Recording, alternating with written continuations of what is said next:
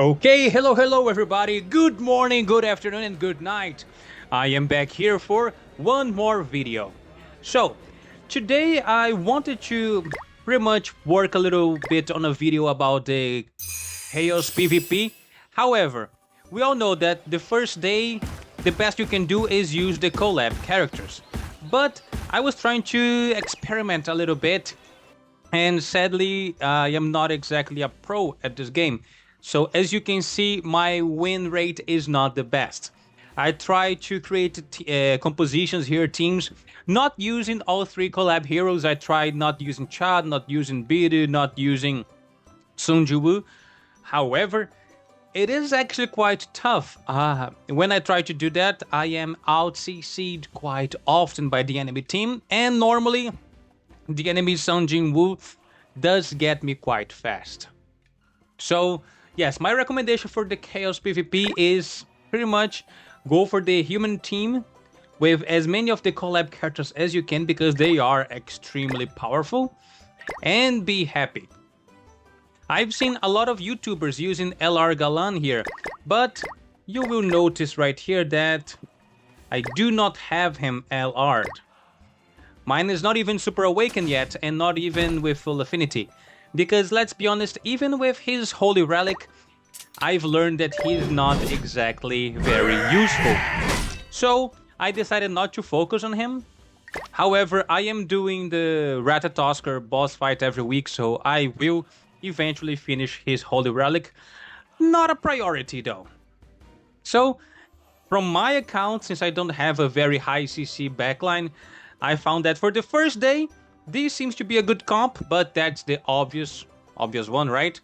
So from tomorrow, I'll try to see what I can come up with to be able to get at least a few wins every day. So far, I am on top 10%.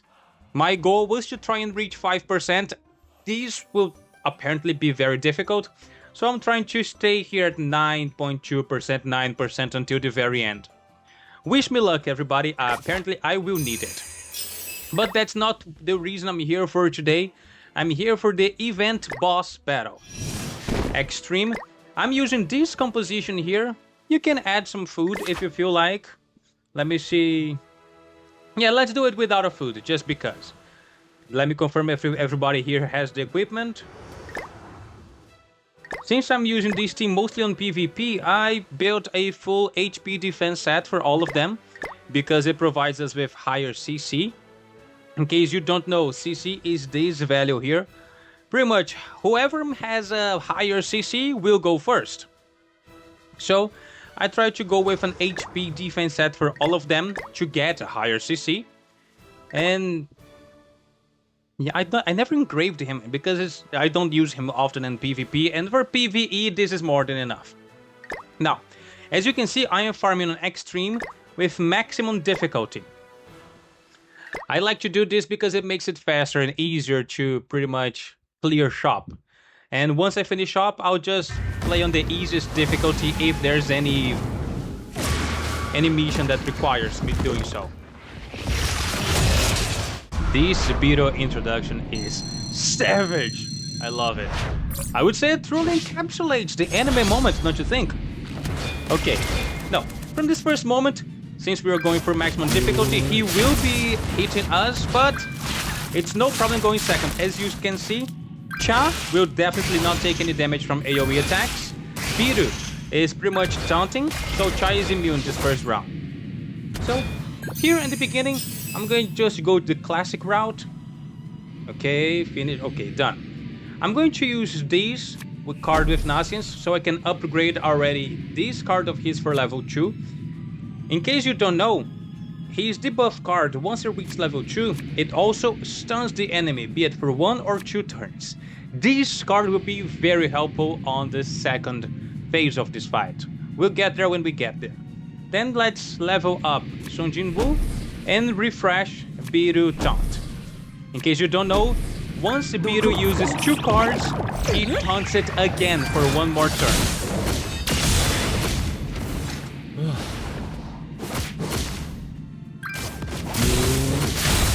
And his damage is much better than anticipated.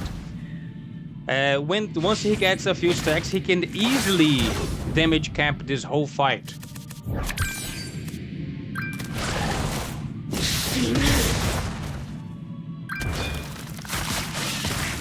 Again, this damage is pretty much nothing. Cha is there living her best life. Now, this turn we don't have any more beater cards, so we won't be able to reapply his stunt, but that's no problem. Let's see if we can finish this already. I believe we can. Sundew damage is also amazing. It would be so good if his death damage didn't go away, but as you can see, we are already not hitting the extra hit anymore. It already wore off. And with this last Cha card, that's the end of phase 1.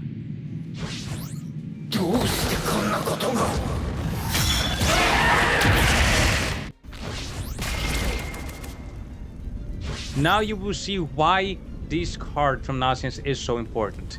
You see this here? This is a stance. So what we want to do is we're going to use this card of his to break Peter's stance. So we're going to start attacking with him, then we're going to go crazy with everybody else's cards. Normally the damage cap in this phase is 405, but once we break his stance, let's see how much we can do.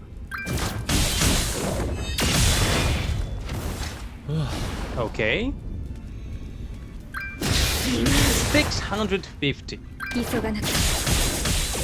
And 1.4 million. Just like that. This way we can pretty much one turn phase 2 every time.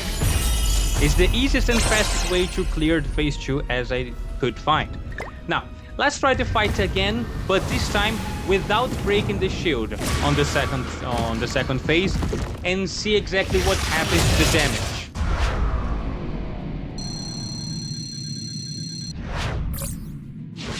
Once again, you can see that being out CC by this boss is no problemo. One very good thing about this fight, and I'm pretty sure it was on purpose. Every ant likes to use AoE attacks, so Cha gets built up even before she attacks. Then, let's once again increase his rank card and reapply Beater's stunt. Oh, sorry, not Beater's. That's Dragon Ball. Beater. Oh, to be fair, the names are very, very similar.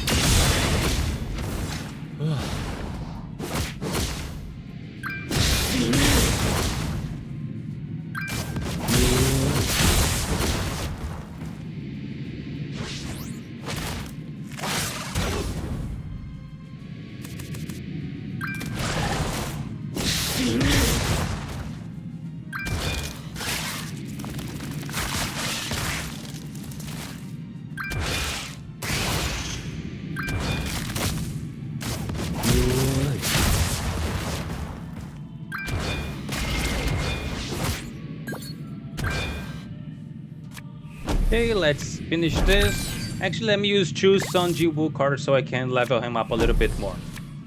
And then we finish with Beater cards.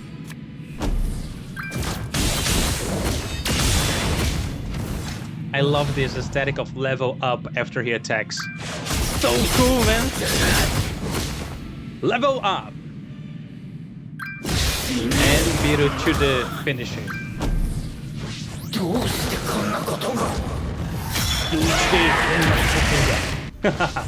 Now, last turn you saw what happened. We were able to one turn this phase because we broke his stance. This time I'm purposefully not going to do that. So let's just attack normally. Oh, I forgot to target. You will see that now we're going to hit a damage cap. I believe it's 400 or 405,000 most of the time. Yeah, 405,000. Once again. You will see all of our attacks will stop at this threshold. 405. You see, just last turn, Cha alone did over 1 million. And once again, 405. See, This is why Nonsense is so helpful for this second phase. He breaks that stance and pretty much removes the damage cap. You can hit as hard as you want. Now, I'm going to once again break the shield and use a level 1 chalk card, just to see how much her damage increases once we remove the stance.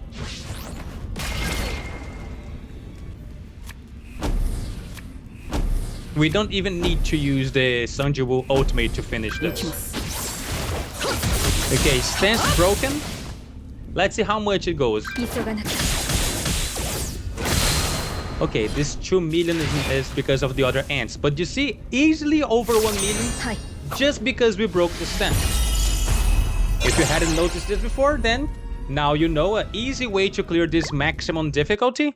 I'm doing this for a while now. I decided to share with you guys. You don't need to use Nasians in case you don't have him. Let's go here for the human teams.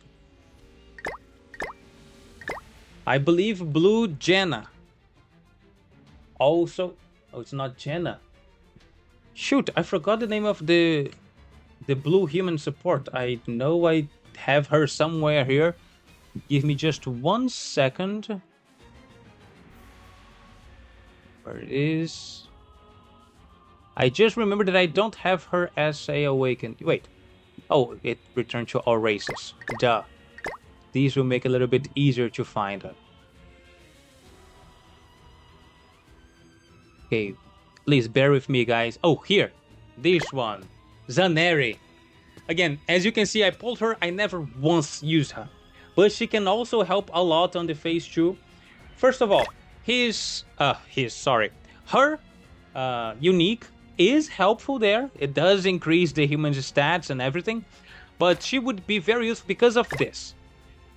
It doesn't matter if it's rank 1, 2, or 3, her attack card does cancel stance. So it's going to do pretty much the same thing Nasians was doing for us in that fight. I just like Nasians more because he also heals and gives a few extra stats. But I'm pretty sure those stats are not necessary. If you have her already SA'd and leveled up, please be my guest and then tell me down below if it worked as well as it did with Nasians for me. Well, today's hint is more about that. I hope it was helpful for you guys, and I'll see you next time. Bye bye.